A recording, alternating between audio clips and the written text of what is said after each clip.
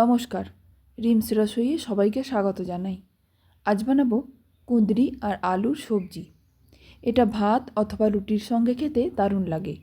রেসিপিটা শেষ পর্যন্ত দেখার অনুরোধ করছি। এটা বানানোর জন্য সবার প্রথমে কড়াইতে 1 টেবিল চামচ তেল গরম করে নেব।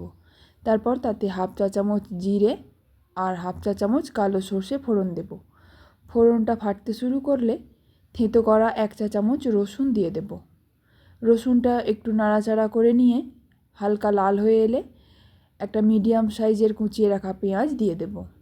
পেঁয়াজটা ভাজতে ভাজতে যখন কালারটা একটু হালকা হয়ে আসবে তখন 2টো কুচিয়ে রাখা কাঁচা লঙ্কা আর অল্প একটু কারি পাতা দিয়ে দেব।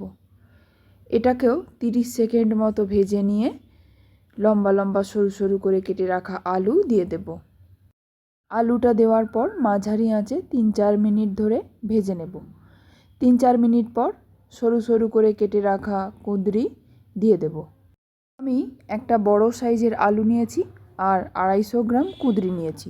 কুঁদরিটা দেওয়ার পর একটু নাড়াচাড়া করে নিয়ে পরিমাণ মতো নুন দিয়ে দেব।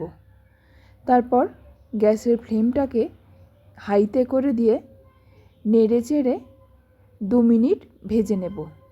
2 মিনিট পর হাফ চা চামচ হলুদ গুঁড়ো দিয়ে ভালো করে মিশিয়ে নেব।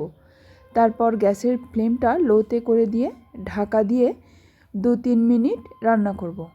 2-3 মিনিট পর ঢাকনাটা খুলে একটু নেড়ে চেড়ে দিয়ে আবারও ঢাকা দিয়ে দেব। এইভাবে ঢাকা দিয়ে দিয়ে রান্না করতে হবে যতক্ষণ না সিদ্ধ হয়ে যায়। এবার হাফ চা চামচ চাট মশলা আর হাফ চা চামচ গোলমরিচের গুঁড়ো দিয়ে ভালো করে মিশিয়ে নেব। তারপর আবার ঢাকা দিয়ে দেব। আলু আর কুঁদরি সিদ্ধ হয়ে গেলে নামানোর আগে অল্প একটু গরম মশলার গুঁড়ো ছড়িয়ে ভালো করে মিশিয়ে নামিয়ে নেব। আপনারাও বাড়িতে এইভাবে কুঁদরি আলুর সবজি বানিয়ে ভাত অথবা রুটির সঙ্গে খেয়ে দেখুন। আশা করছি ভালো লাগবে। ভালো লাগলে একটা লাইক করে দেবেন আর বন্ধুদের সঙ্গে শেয়ার করে দেবেন। ধন্যবাদ।